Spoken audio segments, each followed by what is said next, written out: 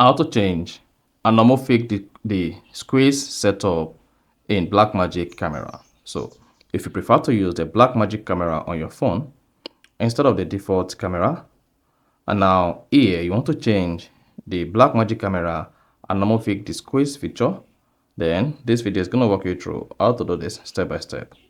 So if at the end of this you found this offer informative, please don't forget to like and then subscribe. Now to change the black camera anamorphic the squeeze, what you just need to do is go ahead and open the Blackmagic camera on your phone. Once you open the Blackmagic camera app, go ahead and click on settings. On the settings page, you want to scroll down the page, keep scrolling until you get to anamorphic the squeeze, and then click on it. Here you have three options available: none, 1.33 and 1.55. Then go ahead and select your preferred choice, and once you've selected, you just want to hit the bar button and then you are good to go. So that is basically how you can easily change your Blackmagic anamorphic the squeeze feature from none to 1.33 or 1.55.